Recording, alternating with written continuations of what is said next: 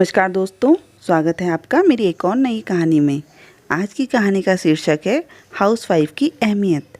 माँ, बेटे और बहू तीनों ही खाने के टेबल पर बैठकर खाना खा रहे थे। खाते समय लड़का अपनी पत्नी को बोला, सीमा, तुमने आज भी दाल चावल बनाया? खाना बनाने में तो आलस मत किया करो। तुम बस हाउसवाइफ ही तो हो, घर पर ही तो रहती हो तुम। तुम्हें रसोई घर में कुछ अलग अलग खाना बनाना अच्छा नहीं लगता है क्या? क्यों रोज़ एक ही तरह का खाना बनाती हो? सीमा बोली, आज मैं बनाने वाली थी। मैं आज सूजी की खीर बनाने वाली थी, पर रसोई में सूजी खत्म हो गई। मैंने कल ही ऑर्डर किया था, पर अभी तक आया नहीं। कोई बात नहीं, मैं कल बनाऊंगी। रसोई घर में कुकर की सीटी बजती है और खाने के समय सीमा रसोई घर में आती है। रसोई घर से वापस आते वक्त डाइनिंग टेबल पर बैठकर सीमा बोली कि मैंने कुकर में आलू डाले हैं। शाम को मैं आलू के बड़े बनाने वाली हूँ। यह सुनकर उसके सास को भी खुशी हुई। गोपाल बोला, अच्छा है, तुम दोनों को तुम्हारी पसंद की चीज़ बनाने में और खाने में बहुत मज़ा आता है। ऐसे में दरवाजे की बेल बजी। सीमा वापस खाने के टेबल पर से उठी और दरवाज़ा खोला। डिलीवरी बॉय सूजी लेकर खड़ा था। पार्सल लेकर सीमा वापस खाने के टेबल पर खाना खाने के लिए बैठी। तभी माँ बेटे से बोली कि तूने अगर दरवाज़ा खोला होता तो फिर क्या होता? बेचारी ठीक से खाना भी अच्छे से खा नहीं सकती। तो बेटा बोला, सॉरी, मैं उठ नहीं सकता, मुझे ऑफिस जाने के लिए देर हो रही है। फिर रूम में चला जाता है। वो सीमा को आवाज़ देता है, मेरी फ़ाइल मिल नहीं रही है, तुम ढूंढ कर दो सीमा। फिर एक बार खाने के टेबल से उठने वाली थी और उसकी तरफ जाने वाली थी, तभी सास ने उसे रोका। छोटा बच्चा नहीं है वो, खाओ तुम खाना। थोड़ी देर बाद रूम से गोपाल की आवाज़ आई, फ़ाइल मिल गई। सास और बहू दोनों ही खाने के टेबल पर एक दूसरे की तरफ देखकर हंसने लगी। गोपाल ऑफिस जाने के लिए निकल गया। सीमा ने सारा काम खत्म किया। रात को आलू वड़ा खिचड़ी भी बनाई। खाना देख गोपाल और सास खुश हो जाते हैं। सीमा सब काम निपटा के सो जाती है। दूसरे दिन सुबह गोपाल उसके बेडरूम में फ़ाइल ढूंढ रहा था और वह फ़ाइल ढूंढने की वजह से बेडरूम पूरा अस्त व्यस्त कर दिया। गोपाल अकेले में बड़बड़ा रहा था, इस घर में कभी भी कोई चीज़ समय पर नहीं मिलती है। इन औरतों को कोई काम नहीं होता, इसलिए दिन भर इधर का सामान उधर करती रहती हैं। उसकी आवाज़ से सीमा उसके कमरे में आती है और रूम की बुरी हालत देखकर उसे गोपाल पर गुस्सा आता है। वह गोपाल को पूछती है, आप क्या कर रहे हो?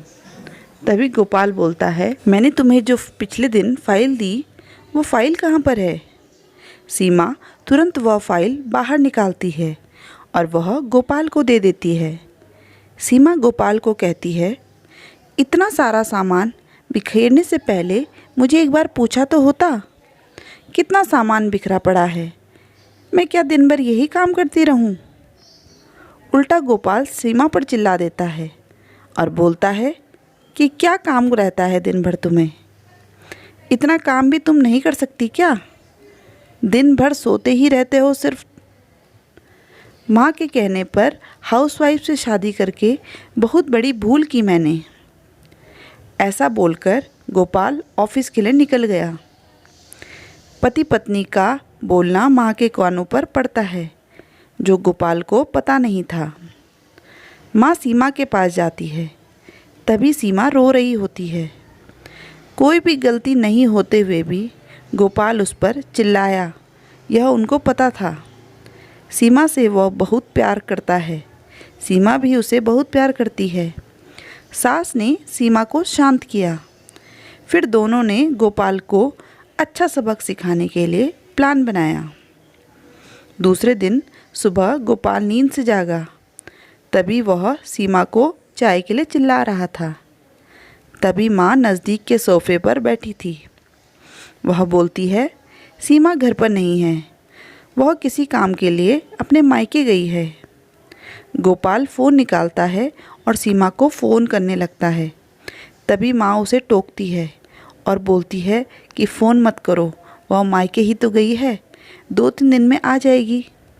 गोपाल फ़ोन रख देता है और माँ को बोलता है कि माँ चाय। तभी माँ बोलती है, हाँ 2 कप बनाना, मैं भी पीऊँगी। इच्छा ना होते हुए भी गोपाल चाय बनाने के लिए रसोई घर में जाता है। माँ सोफे से खड़ी होती है, बेटा गोपाल को पुकारती है। वो सोचने लगता है कि माँ उसे रोकेगी और खुद चाय बनाएंगी, पर माँ बोलती है, मेरी चाय में शक्कर कम डालना। गोपाल चाय बनाता है और चाय लेकर आता है। माँ और बेटा दोनों ही चाय पीते हैं। फिर माँ बोली, चाय अच्छी बनाई है, पर सीमा जैसी नहीं। वो चाय बनाती है तब तुलसी के पत्ते डालती है, उस चाय की तो बात ही अलग होती है बेटा।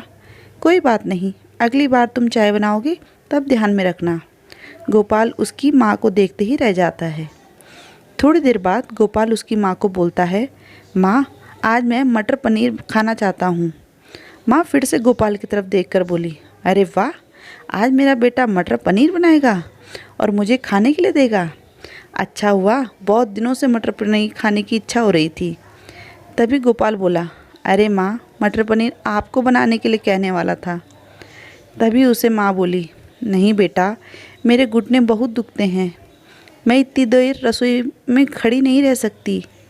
तभी गोपाल उसका फ़ोन निकालता है और रेस्टोरेंट से ऑर्डर देने लगता है। तभी माँ उसे रोकती है और बोलती है, मुझे वह होटल का खाना पचता नहीं है, मुझे गैस हो जाती है, और तुम मुझे बाहर का खाना खिलाने वाले हो क्या? शायद माँ से प्यार नहीं करते हो तुम गोपाल। तभी गोपाल खाना बनाने के लिए रसोई घर में जाता है। 1 घंटे बाद खाना तैयार होता है। 2 थाली में खाना लेकर गोपाल उसकी माँ के पास आता है। गोपाल ने दाल चावल बनाया है। यह माँ देखती है। गोपाल को बोली, अरे बेटा, तुम मटर पनीर बनाने वाले थे ना? गोपाल बोला कि माँ यह आसान है बनाने के लिए। तभी माँ बोलती है, सीमा होती तो आज उसने मटर पनीर बनाकर मुझे खिला दिया होता, पर जाने दो, तुम्हारे हाथों का खाना बना हुआ खाना कहाँ मैं रोज़ खाती हूँ। ऐसा बोलकर माँ खाना खाने के लिए टेबल पर आकर बैठती है। चल दोनों साथ में खाना खाते हैं। गोपाल ने पहला निवाला मुंह में डाला ही था, तब माँ उसे बोली, अरे बेटा, दाल में नमक कम है, जा और नमक लेकर आ। वो खाते खाते उठता है और रसोई घर में से नमक लेकर आता है और माँ को देता है। फिर से खाने के लिए बैठता है। तभी बीच में माँ खांसने लगी और गोपाल को बोलती है, अरे बेटा, निवाला गले में अटक गया है, थोड़ा पानी लाना। गोपाल फिर खाते खाते उठा और पानी लाने लगा। फिर वो पानी माँ को दे देता है। इस सब में गोपाल के चेहरे पर गुस्सा स्पष्ट रूप से दिख रहा था। गोपाल को अब समझ में आ रहा था कि वह सीमा के साथ जिस प्रकार बर्ताव कर रहा था उसे कितना बुरा लगता होगा। वह यह सब खुशी से करती थी। उसके चेहरे पर कभी भी कोई शिकन नहीं दिखी। वह सोचते सोचते खाना खा रहा था। माँ यहीं पर नहीं मानी। खाना होने के बाद माँ गोपाल को बर्तन धोने के लिए कहती है और माँ उसके रूम में आराम करने चली जाती है। माँ उसे परेशान करने का कोई मौका नहीं छोड़ती। वो गोपाल को बुलाकर चादर ओढ़ने के लिए कहती है। उसके बाद गोपाल रूम से बाहर जाता है तो उसे माँ रोकती है और एसी का टेम्परेचर कम करने को कहती है। अब इन सभी कामों की वजह से बहुत चिड़चिड़ करने लगता है, लेकिन कुछ भी नहीं बोल पाता। दूसरे दिन सुबह जल्दी उठ जाता है। उसे ऑफिस जाना होता है, इसीलिए वह जल्दी जल्दी सब्जी काटता है, पर उसका ध्यान सब्जी की तरफ नहीं होता। वह सीमा का विचार कर रहा होता है। वो सोच रहा होता है, हाउसवाइफ का काम आसान होता है ऐसे मुझे लगता था, पर सच में वैसे नहीं है।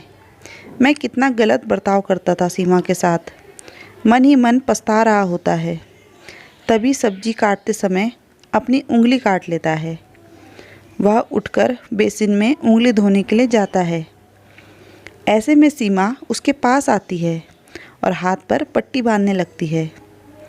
मतलब सीमा अपने मायके नहीं गई थी, गोपाल से छुपकर उनके ही घर में थी। यह तो सास और बहू का प्लान का एक हिस्सा था। गोपाल सीमा को देखकर खुश हो जाता है। वह उससे माफ़ी मांगता है। वह सीमा को बोलता है कि घर का काम करना बहुत आसान होता है। तुम घर पर रहती हो, तुम्हें क्या काम रहता है, ऐसे मैं हमेशा बोलता था, पर एक ही दिन में सब कुछ समझ गया। मैं तुम्हें ऐसा कभी भी नहीं बोलूँगा और इसके आगे हम एक साथ करके काम करेंगे। अगर घर हमारे दोनों का है तो घर के काम भी हम दोनों ही करेंगे। दोनों का बोलना माँ बाहर से सुन रही थी। वो दोनों के लिए बहुत खुश थी। दोस्तों, आज की कहानी के बारे में आपके क्या विचार हैं, हमें कमेंट में ज़रूर बताइएगा। और अगर आपने अभी तक हमारे चैनल को सब्सक्राइब नहीं किया है तो ज़रूर सब्सक्राइब कर दें और बेल आइकन भी प्रेस कर दें, जिससे आपको हमारे लेटेस्ट वीडियोज़ के नोटिफिकेशन मिलते रहें। कहानी पूरी सुनने के लिए धन्यवाद।